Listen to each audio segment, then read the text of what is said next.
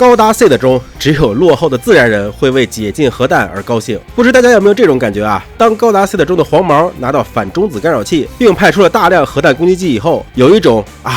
终于上升到使用核武器的地步了吗？看来战争要结束了的感觉。结果呢，就是这海量的核弹，除了成功偷袭了一次奔驰要塞，其他的基本都直接打水漂了。然后狼爹就在客队的怂恿下，拿出了自己的大宝贝儿，给自然人小刀拿屁股开了开眼。其实这么说来啊 ，C 的正传中的核弹，除了一上来偷袭了尤尼乌斯7以及后来的奔驰要塞以外，好像还真没有其他战绩了。如果有的话，大家可以补充一下啊。这就给人一种只要防御得当，这玩意儿就没有啥杀伤力的感觉，反倒是其他超级兵器那真是嘎嘎乱杀，防都防不住。可是呢，那些超级兵器又是什么原理，如何运作的呢？今天就让我们来聊聊这个话题。接下来谈到内容呢，均来自官方设定集，而非口嗨或者脑补啊。先来说说大名鼎鼎的创世纪吧。其实创世纪早先不是战略武器，而是让人类远洋星海的工具。自打人类发现了那个长着翅膀的鲸鱼化石以后，对外太空的探索计划便提上了日程。其中呢，最主要执行方就是 Plant 这边。创世纪的前身就是为了给搭载了太阳帆的宇航器，如观星者里的观星者高达，提供送光服务而制造的。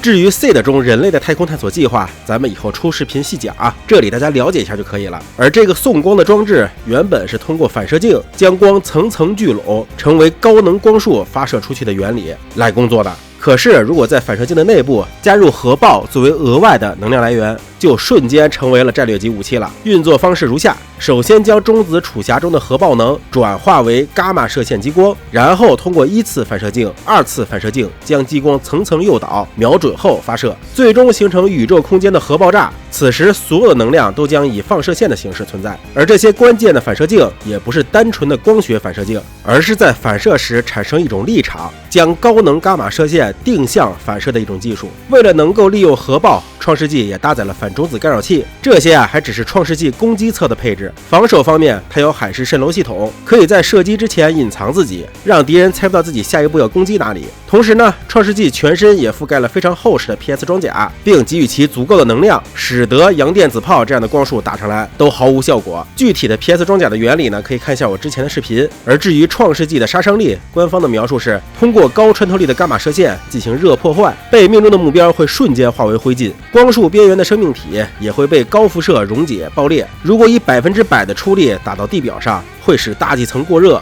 膨胀，从而产生大范围的超音速冲击波。过热的大气反射的紫外线还会造成2次伤害，最终结果就是会直接导致地上近半数的生物瞬间死亡，加上引起的气象变化以及生态系统的变化等等，会让地表上80%的生命都灭绝，可以说是恐怖如斯啊。至于第2季的小号创世纪，虽然排量小了点，还取消了海市蜃楼系统，但杀伤力也依然不容小觑。Plant 的另一个大杀器就是奥丁神枪，大家可以理解为是一种超强的 EMP 武器，对人体无害，专杀电子设备。引爆原理是通过 N 个点火器的激光群爆缩，极具破坏的压电元件生成 EMP。由于巴拿马是以生产为主的后方基地， EMP 防护等级不够，导致基地在 EMP 攻击下直接停摆。丛林后方的质量加速器也在强力 EMP 的影响下，由导体铸成的投射轨道激发出强力磁场，相互吸引、扭曲、坍塌。同时呢，基地配备的短剑也由于 EMP 防备不足，直接宕机。这次奥丁神枪作战的成功，也与联合在 EMP 防护问题上的松懈脱不了干系。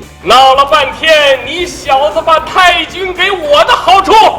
都吃了回扣了吧？而在 C 的第1季中，自然人除了用过核弹，还用过一种超级武器，名字很霸气，叫独眼巨人系统。但说白了呢，这其实就是一个大号微波炉。早年也不是用于军事，而是用于融化含有金属的冰川而发明的。由于体积巨大，不方便移动，因此只能当做自爆武器，用起来那是相当昭和的。当独眼巨人系统启动以后，收到指令的循环加速器会通过震动产生微波，使范围内的生物体验沸腾并爆炸，无机物也会受到热辐射而崩溃，整个基地周边半径10千米化为焦土。总的来说， C 的第1季中，除了核弹以外的超兵器，扎夫特是更倾向于进攻，而自然人这边呢，则是更倾向于防守。第2季则稍微有些改变，扎夫特这边的中子精跳器则是主要用于防守，它是通过引发范围内的中子加速运动，从而促使核武器提前引爆，来达到防御的效果。其实想一想啊，假如联合那边的武器都是用核能，这个东西拿来进攻也是相当不错的。联合这边的尼伯龙根则是由独眼巨人的被动防守变成了主动防守，